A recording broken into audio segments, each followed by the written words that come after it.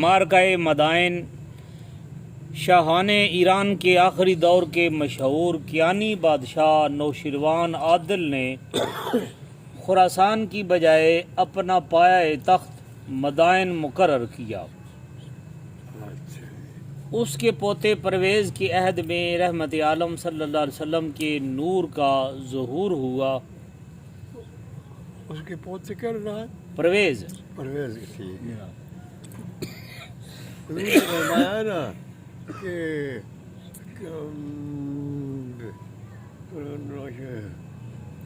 مر فخر نوشیر وہاں کہ میں نوشیر مان عادل دے دور میں پیدا ہوا۔ آپ کی پیدائش نوشیروان کے زمانے سے ہوئی ہے نا، تو وہ پھر مار کے اڑانا کہ سید نوشیر ماں ایشیا لگا۔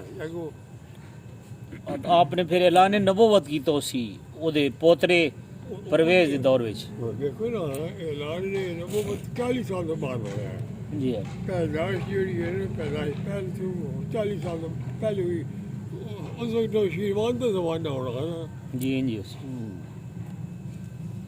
پرویز کے بعد شیرویا، آردشیر، جوان شیر، پورن دخت یکے بعد دیگر تخت نشین ہوئے۔ یزدگرد اسی خاندان کا آخری بادشاہ ہے جس کے ہاتھوں 7000 برس کی عالمگیر ایرانی سلطنت کا خاتمہ ہوا۔ 8000 برس، 7000 سال، بڑی لمبی سلطنت تھی۔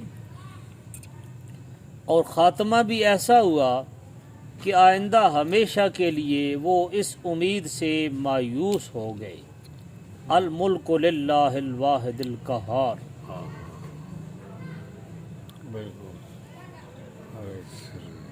دجلہ کی اس طرف غازی پڑاؤ ڈالے پڑے تھے اور اس طرف قلعہ مدائن کی حفاظت میں شاہی خاص فوج کا سپہ سالار خرزاد برادر رستم معین تھا۔ اس نے قادر تیر اندازوں کے جتھوں سے گھاٹ کو نہایت محفوظ کر رکھا تھا۔ ہندوستان میں مغلوں کی 1000 سال بادشاہی ہوئی ہے تو بڑی مشہور ہے۔ وہ پہلے 8000 سال ہے، پہلے 7000 سال ہی۔ اور نہیں کوئی فرد ہونا نہ اور کنارہ نہر سے دروازہ قلعہ تک ایرانی مسلح بہادروں کی یکے بعد دیگرے فولادی فصیلوں کا ایک پل باندھ دیا تھا۔ نہر پر جا بجا پل قدیم سے بندے تھے، مسمار کر دیے گئے۔ سعد نے دور تک کنارہ نہر کا معائنہ کیا۔ حضرت سعد بن نبی وقاص، کوئی گزرگاہ نظر نہ آئی۔ اللہ پر توکل کرتے ہوئے دریا میں گھوڑا ڈال دیا۔ غازی بھی اتر پڑے۔ سامنے سے تیروں کی بچھاڑ کا طوفان امڑ پڑا۔ تیر کیا تھے؟ ہوا میں تیرنے والے آتشین سانپ تھے، جہاں بیٹھے جلا کر اٹھے، لیکن وہ غازیوں کے سیلاب کو نہ روک سکے۔ خردزاد دشت دشت رہے دریا بھی نہ چھوڑے ہم نے، بحر ظلمات میں گھوڑے دوڑا دیے ہم نے۔ سبحان اللہ۔ پھر بھی ہم سے گلہ ہے کہ وفادار نہیں، ہم اگر وفادار نہیں تو بھی تو دلدار نہیں۔ علامہ اقبال۔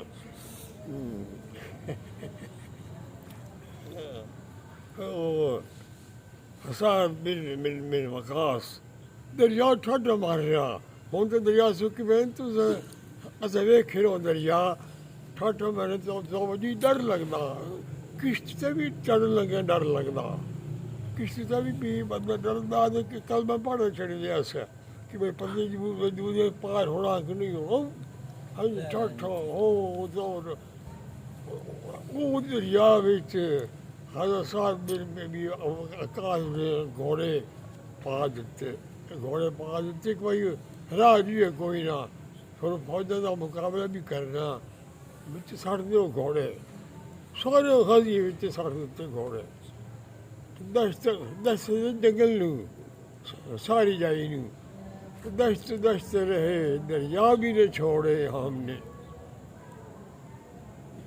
بحر ظلمات سے جتنے کہ سخت بڑے خطرناک قسم کا پانی چل رہے ہوئے اور ڈر پہ لگتا ہوا بحر ظلمات میں گھوڑے دوڑا دیے ہم نے پھر بھی ہم سے گلا ہے کہ وفادار نہیں یہ شکوہ ہے مانگے دراوے شکمہ تو لکھ رہا اگو جوابی شکوہ بھی ہے خرزاد نہایت بے جگری سے مقابل ہوا مگر ابھی تمام غازی پہنچنے بھی نہ پائے تھے کہ شکست کھا کر بھاگ نکلا کون یہ وہ انہوں نے ایرانیہ دعوت اچھا خرزاد خزان اور اس کی بہادر فوج نے ہتھیار رکھ کر سر تسلیم خم کر دیا شاہی محلات پہلے ہی قلعہ حلوان میں پہنچا دیے گئے تھے موقع پا کر بادشاہ سلامت یعنی یزد گرد بھی رفو چکر ہو گئے یہ حیرانگی ہوندی ہے سارے اگلم یہ گلاں مار ہوندی ہیں ایجے دریا وچ گھوڑے چڑھ کے کی کو نکل گیا وہ بڑی گل ہے اسلامی سپہ سالار حضرت سعد قلعہ مدائن میں داخل ہوئے عام سناٹا چھایا ہوا تھا غازی بلا روک شاہی محل میں آ اترے جمعہ کا دن تھا شاہی محل ہی میں نماز جمعہ باذان و اقامت ادا ہوئی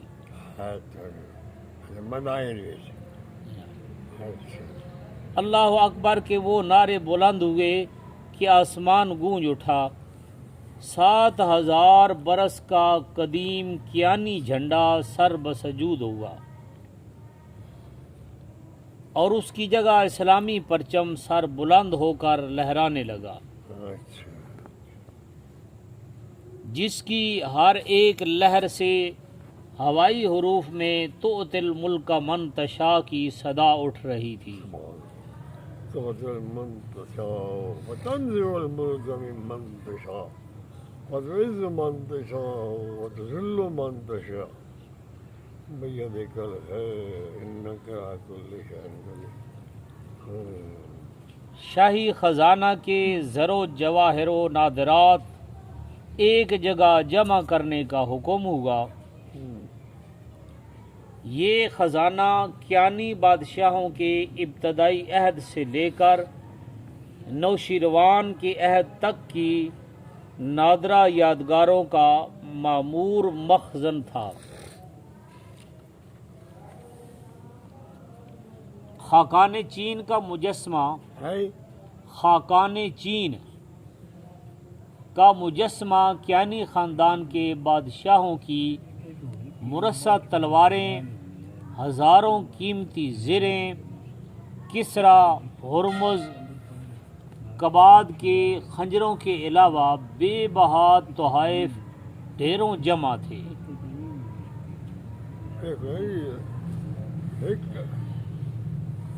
بندے 100 سال بااختیار حکومت کریں تو خزانے کا اندازہ کر لو تو وہ 7000 سال کا خزانہ تو 7000 سال دیا گلاں دے تحفے 7000 دی وہ کتنا مسیح بھری کی ہونی اچھا جی باقی عام زر و جواہر کا تو کوئی حساب ہی نہ تھا بھی سادہ سی ہے کہ ہون کا زمانہ ہوتا نا ابھی شامی تو دیکھیا مسجد بھری پئی ہے سو پتہ ہی کوئی نہ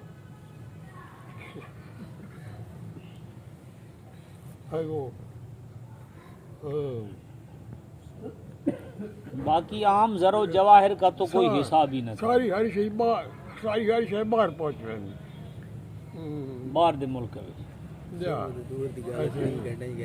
اشرف غنی صاحب بھی ویندے ویندے لے نہ گئے جی ہر شے اے افغانستان دا صدر ہاں اے وہ اس دو گڈیاں بھر کے لے گیا بندے وہ ہے نا اچھا جی عام زر و جواہر کا تو کوئی حساب ہی نہ تھا، اس کی مبسوط تفصیل الفاروق میں ہے۔